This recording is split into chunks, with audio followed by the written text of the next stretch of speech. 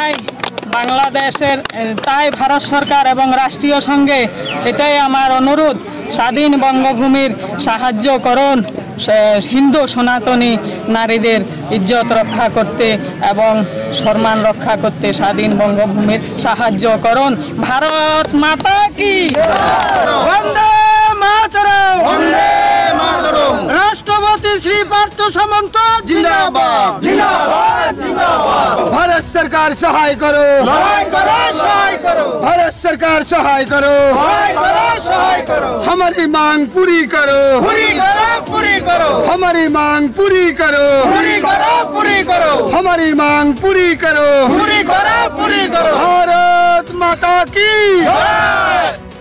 আজ বাংলাদেশে যে ৭৮ বছর ধরে যে হিন্দু মাইনরিটি আজকে যে অত্যাচারের শিকার হয়েছে, সারা পৃথিবীতে তার ঝড় উঠেছে।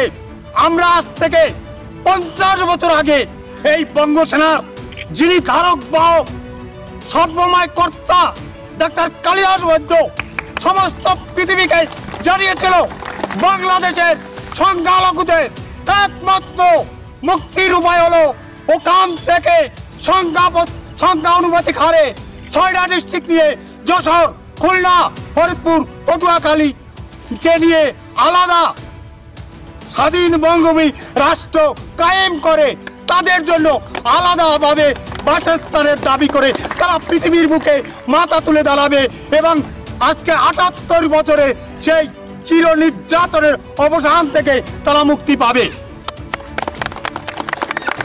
যে বাংলাদেশ স্বাধীন হওয়ার পাছত আমার হিন্দু মাইনরিটির ওপৰত যি অত্যাচাৰ চলি আছে নিৰ্মমভাৱে, মা ভনীৰ ইজ্জত লুণ্ঠন হৈ আছে আৰু আমাৰ আই দাতা সিহঁতকে কাটি মাৰি পেলাই দি আছে। বাৰ বাৰ এনেকুৱা হোৱাৰ পাছতো এতিয়া আকৌ আমি দুনাইবাৰ আকৌ এতিয়া দেখা পালোঁ যে ২০২৪তো আমাৰ নিৰ্মমভাৱে এনেকুৱা ধৰণৰ অত্যাচাৰ হৈছে। গতিকে আমি মানি নলওঁ এই বাংলাদেশত যে ৬ ডিষ্ট্ৰিক্ট আমাৰ বংগভূমি হিচাপত যে বংগসেনাৰ দাবী, সেইটো আমি ভাৰত চৰকাৰৰ ওপৰত আপত্তি জনাইছোঁ যে গতিকে আপোনালোকে ভাৰত চৰকাৰে বিচাৰ কৰি সেই আমাৰ মূলক অধিকাৰটো যাতে আমি পাওঁ, এইটো আমি ভাৰত চৰকাৰৰ ওপৰতে ভৰসা ৰাখিছোঁ। আৰু ভাৰতত আমি একো বস্তু বিচৰা নাই, আমি অসমতো একো বস্তু বিচৰা নাই, কাৰ্বি আংলঙতো একো বস্তু বিচৰা নাই, খালি বাংলাদেশৰ ৬খন ডিষ্ট্ৰিক্ট আমাৰ বংগভূমি হিচাপত পাব লাগে।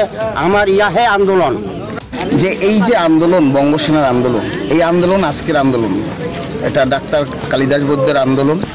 তার দূরদর্শিকতার মাধ্যমে সে বুঝতে পেরেছিলেন যে ১৯৭১ সালে বাংলাদেশ যে স্বাধীন হয়েছে সেই স্বাধীন হিন্দু মাইনরিটিসদের পক্ষে সম্পূর্ণ স্বাধীন না, এরা অচিরেই আবার তাদের দেশ থেকে বিতাড়িত হবে।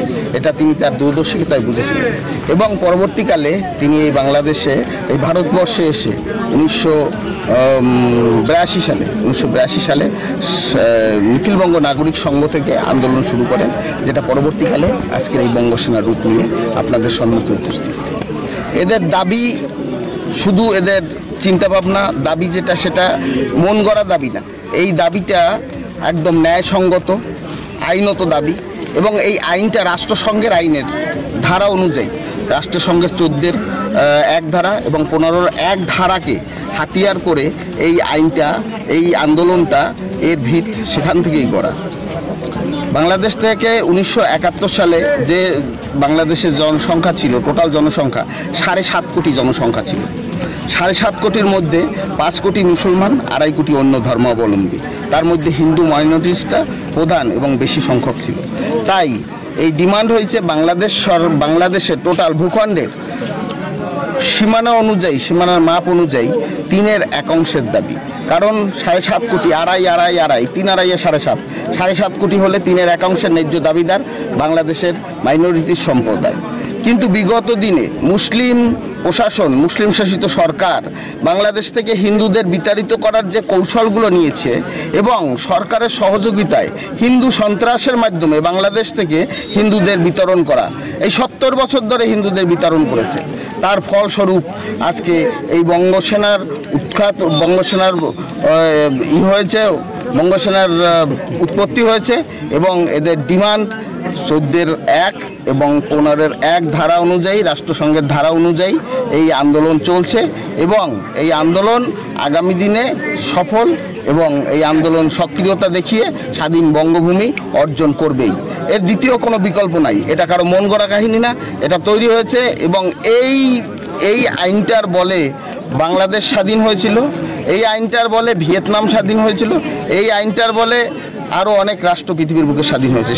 সেই আইন ধরেই এর ভিত গড়া, এই আইন চলবে এবং এই বঙ্গভূমি আগামী দিনে স্বাধীন হবেই। এর দ্বিতীয় কোনো বিকল্প নাই।